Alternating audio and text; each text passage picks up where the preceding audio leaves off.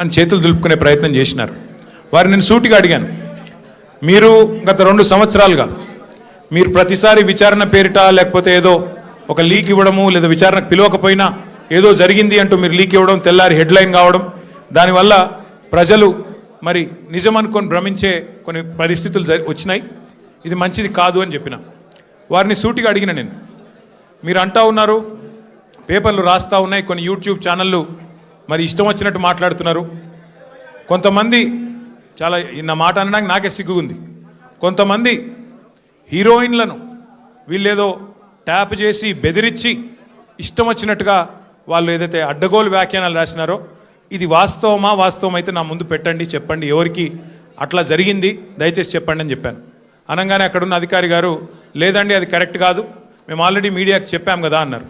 నేను అన్నది ఏంటంటే, అయ్యా మరి మీరు కరెక్ట్ కాదు అని మీరు చెప్పిందేమో ఎక్కడో ఇంతంత వస్తుంది, మరి ఇష్టం వచ్చినట్టు మీరు ఇన్ని రోజులు నడిపిన కథనాలకు ఎవరు బాధ్యులు? మా కుటుంబాలకు, మాకు కలిగిన క్షోభకు, మా వ్యక్తిత్వ హననానికి ఎవరు బాధ్యులు? ఈ లీకులు మీరు నిరోధించలేరా అని అడిగిన. ముందుగా మీడియాకి నేను ఒక అపీల్ చేస్తూ ఉన్నా, దయచేసి ఈ ప్రభుత్వం లీకు వీరుల ప్రభుత్వం, వీళ్ళు కేవలం లీకుల మీద ఆధారపడి నడిచే ప్రభుత్వం. ఈ ప్రభుత్వం ఇచ్చే అడ్డగోలు లీకులను దయచేసి మీడియా కూడా మీరు ఇష్టానుసారంగా ప్రచురించకండి. దానిలో వాస్తవం ఎంత అవాస్తవం ఎంత ఒకసారి దయచేసి చెక్ చేసుకోండి అని చెప్పి నా ప్రార్థన. మొన్న హరీష్ రావు గారు పోయి రాగానే నేను ఆశ్చర్యపోయాను. వాళ్ళు ఇష్టం ఉన్న కథనాలు, హరీష్ రావు గారికి ఇంటి నుంచి భోజనం వచ్చిందని ఒకరు, హరీష్ రావు గారు ఇట్లా అయ్యారు అట్లా అయ్యారని ఎవరు, ఇంకో 16 ప్రశ్నలు అడిగినారని ఇంకొకరు, తెల్లారి మళ్ళీ పేపర్లలో అదే అన్న తెల్లారి పేపర్లలో ఇంకోటి, ఇవాళ నేను అక్కడ ఉన్నప్పుడు కూడా అట్లా వేసింటారు, ఫలానా ఆయన తీసుకొచ్చారు, ఇట్లా చేశారు, ఉక్కిరి బిక్కిరి, ఇన్ని ప్రశ్నలు. అంటే ఇది దయచేసి బాధ్యత గల మీడియా సంస్థలతో నా ప్రార్థన. 2 ఏళ్ళు అయిపోయింది, ఈ కాలక్షేపం జరగాల్సినంత జరిగింది, ప్రజలకు కూడా మీరు అందించాల్సినంత వినోదం అందించినారు. కానీ ఇకనైనా దయచేసి 1కి 2 సార్లు, ఎందుకంటే మాకు కూడా కుటుంబాలు ఉన్నాయి, మాకు కూడా అభిమానులు ఉన్నారు, మాకు కూడా కార్యకర్తలు ఉన్నారు, మాకు కూడా నియోజకవర్గాలు ఉన్నాయి, మాకు ఓట్లేసిన ప్రజలు ఉన్నారు, వాళ్ళు బాధపడతారు. ఇష్టం వచ్చినట్టు మీరు ఇట్లా వండి వార్చవద్దని చెప్పి నెంబర్ 1. ఇక రెండవది, వారిని నేను సూటిగా అడిగాను, సిట్ వాళ్ళని, మీరు ఫోన్ ట్యాపింగ్ మీద ఏదో విచారణ చేస్తున్నారు కదా, దయచేసి మీరు చెప్పండి, ఈరోజు రాష్ట్రంలో మా ప్రతిపక్ష పార్టీ నాయకులు, మా ఎమ్మెల్యేలవి, మా నాయకుల ఫోన్లు ట్యాప్ కావడం లేదా చెప్పండి మీరు అని అడిగిన. వాళ్ళు మాకేం సంబంధం, మాకు తెలియదు అని నీళ్ళు నమ్ములుతున్నారు తప్ప కావడం లేదు అని చెప్పే పరిస్థితి లేదు. రెండవది నేను అడిగాను, ఒక మంత్రి గారు స్వయంగా నా ఫోన్ ట్యాప్ అవుతుంది, నేను మీతో మాట్లాడలేను అని జర్నలిస్టులకు చెప్పుకునే దుస్థితి ఈరోజు ఈ రాష్ట్రంలో ఉన్నదా లేదా మీరు చెప్పండి అని అడిగిన. దానికి కూడా సమాధానం చెప్పరు, అది కాదు ఇది కాదని తప్పించుకునే ప్రయత్నం తప్ప వారు మాత్రం సూటిగా సమాధానం చెప్పలేదు.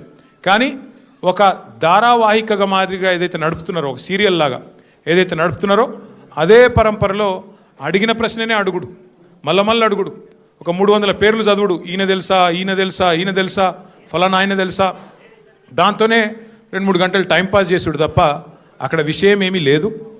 వారికి కూడా తెలుసు ఆ విషయం. అందుకే నేను మళ్ళొక్కసారి ప్రజలకు, మా సోదరులకు, మా పార్టీ సోదరులకు, మా మీడియా మిత్రులకు కూడా విజ్ఞప్తి చేస్తున్నా, మేము ఒక పార్టీగా, బాధ్యత గల ప్రతిపక్ష పార్టీగా ఏ విచారణకు పిలిచినా మేము సహకరించడానికి సిద్ధంగా ఉన్నాం. మీరు ఎన్ని కేసులన్నా పెట్టండి, ఎన్ని సిట్టులన్నా వేయండి, బాధ్యత గల ప్రతిపక్ష పార్టీగా పూర్తి స్థాయిలో చట్టాన్ని గౌరవించే వ్యక్తులుగా సహకరిస్తాము. మీరు ఎన్నిసార్లు పిలిచినా వస్తామని చెప్పి కూడా వాళ్ళకు కూడా చెప్పినాం. కానీ మా బాధ్యత పెద్దది, ప్రతిపక్ష పార్టీ బాధ్యత పెద్దది. మా బాధ్యత ఏంది? ప్రభుత్వ వైఫల్యాలు, ప్రభుత్వ అవినీతి, ప్రభుత్వం ఏదైతే పూర్తి స్థాయిలో డైవర్షన్ గేమ్లు ఆడుతున్నదో దానికి సంబంధించి కూడా ఖచ్చితంగా మేము ఎత్తి చూపే ప్రయత్నం చేస్తూ ఉన్నాం. ఇవాళ సింగరేణి టెండర్లలో దొంగలు దొరికినరు, సింగరేణి టెండర్లలో ముఖ్యమంత్రి మంత్రుల మధ్యన వాటాల పంచాయతీలో దొంగలు దొరికినరు అని చెప్పి హరీష్ రావు గారు ప్రెస్ మీట్ పెట్టి ఆధారాలతో సహా ఇస్తానని చెప్తే కూడా ఇప్పటి వరకు ఉలుకు లేదు పలుకు లేదు. సరే మీరు సిట్లు వేస్తున్నారు, వేసుకోండి, కానీ మరి ఇవాళ మేము అడుగుతున్నాం, ముఖ్యమంత్రి అనుచరుడు, అత్యంత సన్నిహితమైన వ్యక్తి, అట్లాగే మంత్రి గారి ఓఎస్డీ మధ్యన జరిగిన పంచాయతీ, 300 కోట్ల రూపాయల కోసం ఒక పారిశ్రామికవేత్త తలకి తుపాకీ పెట్టినరు అని చెప్పి కేసు రిజిస్టర్ అయితే దాని మీద ఎస్ఐటి ఎందుకు లేదు? స్వయంగా రెవెన్యూ మంత్రి కొడుకు ఇలా భూ కబ్జాలు చేస్తూ గుండాలను తీసుకొని స్వైర విహారం చేస్తుంటే దాని మీద సిట్ ఎందుకు ఉండదు? అట్లాగే ప్రభుత్వ సొమ్మును, ప్రజల సొమ్మును ఇవాళ ఈ ప్రభుత్వం కొల్లగొడుతున్నది, కాంగ్రెస్ పార్టీ నాయకులు కొల్లగొడుతున్నారు, ముఖ్యమంత్రి బావమరిదే కింగు పిన్ను అని ఆధారాలతో సహా చూపెడితే దాని మీద ఎస్ఐటి ఎందుకు ఉండదు? అట్లాగే HILTP అని చెప్పి పారిశ్రామిక భూములను కొల్లగొట్టి 5 లక్షల కోట్ల హైదరాబాద్ ప్రజల ఆస్తిని కొల్లగొట్టే ప్రయత్నం చేస్తుంటే దాని మీద ఎస్ఐటి ఎందుకు ఉండదు? కేంద్ర ప్రభుత్వ పథకమైన అమృత్లో ముఖ్యమంత్రి గారి బావమరిదే కింగ్ పిన్నుగా ఇవాళ కేంద్ర ప్రభుత్వ పథకంలో కూడా మరి అర్హతలు లేకపోయినా టెండర్లు కట్టబెడుతున్నారని ఆధారాలు కేంద్ర ప్రభుత్వానికి ఇస్తే దాని మీద సిట్ ఉండదు. అట్లాగే ఇవాళ ఒక AICC సెక్రటరీ గారు డైరెక్ట్గా బెదిరించారు అని చెప్పి కాంట్రాక్ట్ సంస్థ పోయి 8 కోట్ల రూపాయలు అడుగుతున్నాడు, లేకపోతే పని చేయనిస్తలేడు అని లిఖితపూర్వకంగా కంప్లైంట్ ఇస్తే దాని మీద చర్య ఎందుకు ఉండదు? ఇవాళ న్యాయం, ధర్మం, కాకి బుక్కు అందరికి ఒకటే తీరు ఉండాలి కదా.